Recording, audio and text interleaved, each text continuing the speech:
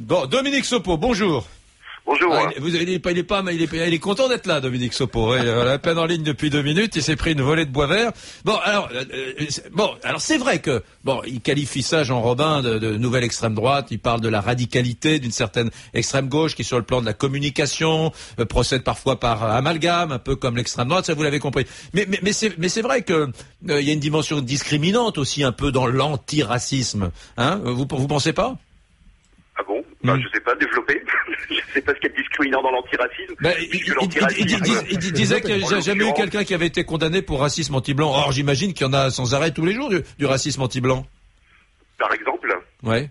J'en sais rien, je sais pas. Tariq Yildiz a écrit un livre entier avec des dizaines de témoignages. Ça veut dire que vous êtes incrédule. Pour vous, ça n'existe pas. Vous avez l'air. Il y a eu un long silence, un long blanc. Donc, il y en a pas pour vous. Non, je sais pas. Moi, j'explore à voix haute.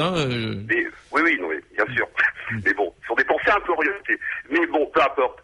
Toujours est-il que, pour en revenir à ce que disait Jean Robin, quand même face à un charabia quand même assez extraordinaire, où on est dans le renversement systématique, j'allais dire, des notions. Donc évidemment, les antiracistes sont les racistes, l'extrême droite, à laquelle manifestement il appartient malgré ses dénégations, ça devient les résistants,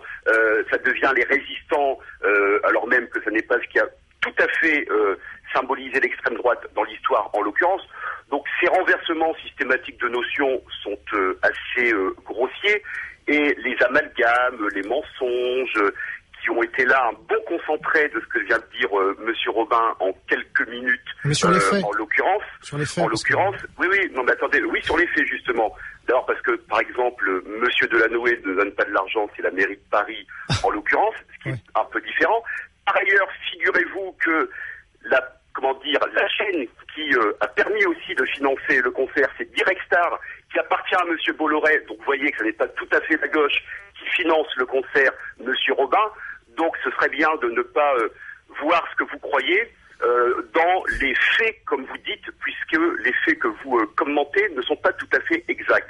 Sur la question que vous évoquez du racisme anti-blanc, qu'il y ait des personnes d'origine maghrébine ou africaine qui soient racistes, évidemment, puisque le racisme n'a pas de frontières. Donc c'est toujours ce qu'on a dit d'ailleurs à SOS Racisme, puisque l'antiracisme n'est pas un corporatisme racial. L'antiracisme vise à faire en sorte justement de basculer dans du post-racial. Et lorsque SOS Racisme, Monsieur Robin, parle des enfants d'immigrés, il ne racialise pas le discours, puisque à moins que cela vous ait échappé, les immigrés, ça n'est pas une race. Soyons simples. Soyons simples. Pourquoi il n'y a jamais eu de gens qui ont été condamnés pour racisme anti-blanc? C'est une vraie question, ça.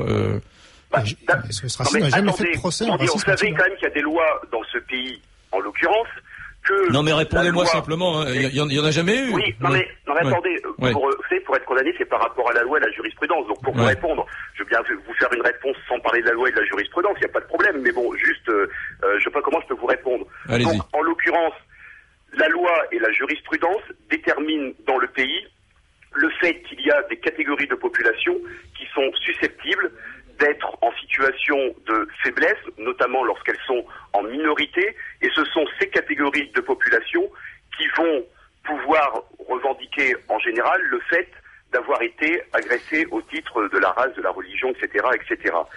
La notion de racisme anti-blanc, évidemment, ne rentre pas dans cette philosophie jurisprudentielle qui existe aujourd'hui. Bah oui, mais Monsieur Robin, peut-être faites un peu des cours de droit, peut-être que cela vous apprendra à savoir pourquoi, j'allais dire, cela existe dans notre pays.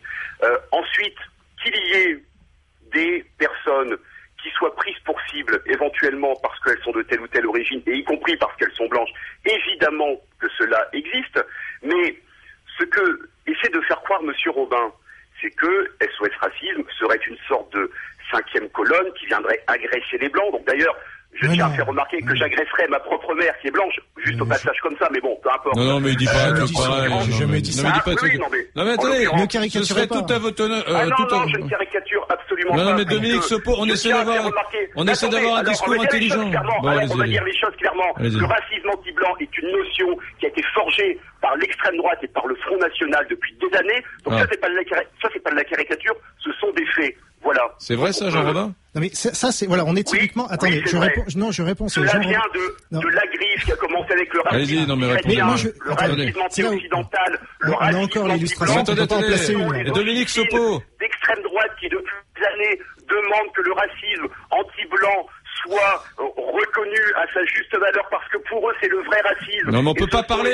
Pourquoi vous n'acceptez pas le principe du débat, Dominique? J'accepte la pratique du débat, mais je vous dis. Non mais il y a des millions de gens qui le perçoivent, le racisme anti-blanc, donc vous pouvez pas dire que c'est un truc d'extrême droite. Bon d'accord. Eh ben donc il y a plus de débat. Il y a plus de débat. C'est comme quand vous dites à un type dans un débat, t'es fasciste, c'est pareil. Donc il y a pas. Donc on n'en parle plus, c'est fini. Dominique Sopo a clos le sujet. Le racisme anti-blanc. Moi je voulais juste qu'on ait un vrai débat autour d'une idée encore plus générale, c'est que vous avez forgé. Non mais acceptez de m'écouter, de répondre. Alors l'idée. Je vous dis d'où ça vient ce concept. Et pourquoi moi, je vais vous dire une chose, ma mère, elle est électrice du Parti Socialiste depuis toujours, et si vous lui parlez du racisme anti-blanc, c'est quelque chose qui lui parle, et pourtant elle est ouverte, et pourtant elle est ouverte, et pourtant elle est tolérante, et pourtant elle est antiraciste. Et ben, c'est pour vous dire qu'elle n'est pas du tout convaincue que ce soit une idéologie qui a été construite par l'extrême droite. Alors dites pas, et alors comme ça, je viens de vous répondre, voilà. Et alors, c'est pas un truc d'extrême droite. Donc moi, maintenant, j'en ai marre de ce débat. J'en ai marre. Écoutez, voilà, typique. Voilà, Dominique Sopo a raccroché. C'est dommage. C'est le problème. Dommage. Mais finalement, moi, la difficulté que j'ai, c'est essayer de faire comprendre à cette gauche ultra et radicale, à ces mouvements antiracistes qui sont pas forcément de gauche, puisque ils sont parfois politiques, c'est que ils ont finalement construit un monde qui ressemble à celui qu'ils prétendaient combattre, c'est-à-dire un monde qui promène une espèce de soft totalitarisme, doux, qui a le visage souriant, humaniste, et qui en réalité, refuse le débat. Et puis à chaque fois qu'on leur porte un coup, qui vous accuse d'être d'extrême droite.